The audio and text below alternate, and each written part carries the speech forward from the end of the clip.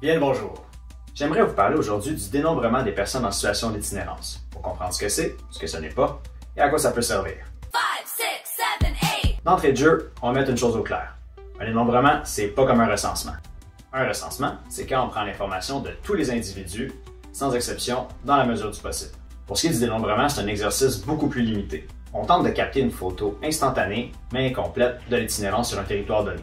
En termes statistiques, c'est un échantillon, pas une population. La première notion qu'il faut bien comprendre, c'est la notion de population. Alors, si vous entendez quelqu'un dire qu'on a recensé les personnes en situation d'itinérance au Québec, vous pouvez les corriger gentiment. L'itinérance, par définition, c'est un phénomène difficile à observer complètement. Les gens en situation d'itinérance passent pas leur temps à remplir des formulaires qu'ils reçoivent dans leur boîte aux lettres, parce qu'ils en ont pas. Et ils restent pas toujours au même endroit, ça le dit dans le nom.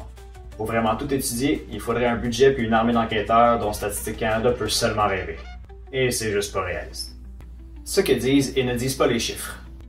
Autre point super important, on peut pas comparer directement les chiffres d'une ville ou d'une région à l'autre.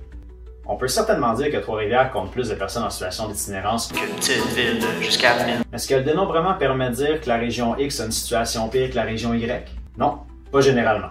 Pourquoi? Parce que la méthodologie varie un peu d'une région à l'autre. Les ressources, la densité de population, l'accessibilité aux services et au territoire, tout ça va influencer les résultats. Compter des gens dans un parc à côté d'un immeuble abandonné près du centre-ville de Montréal, c'est pas la même chose qu'essayer de trouver des campements dans la forêt gaspésienne. Par contre, on peut bien mesurer l'évolution du phénomène dans une même région au fil du temps, tant que la méthodologie reste sensiblement la même.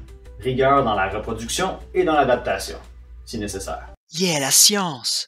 Et c'est là que les tendances deviennent intéressantes à observer. Si les chiffres en itinérance augmentent dans une région donnée, c'est un signal d'alarme. Si les tendances s'améliorent, c'est l'occasion de regarder ce qui a fonctionné. Comment bien utiliser ces données? L'analyse des résultats des questionnaires remplis pendant le dénombrement est hyper utile pour mieux comprendre le profil des personnes en situation d'itinérance et en faire un portrait global et standard sur tout le Québec. Qui elles sont, d'où elles viennent, c'est quoi leurs besoins, comment offrir les meilleurs services possibles.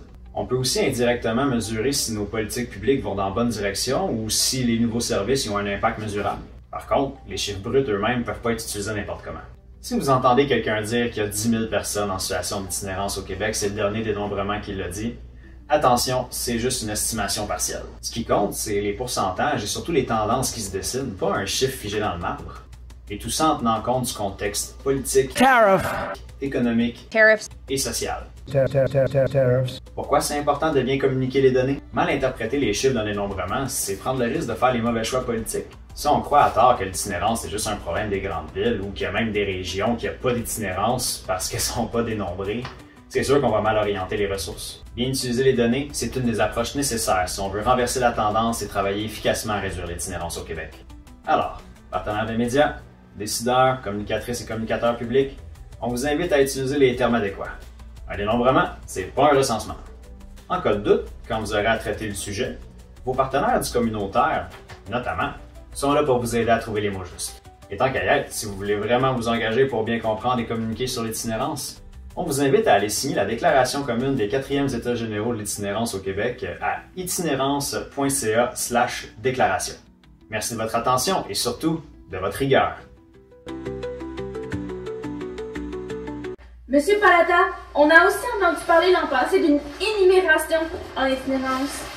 Est-ce que vous pourriez nous expliquer la différence?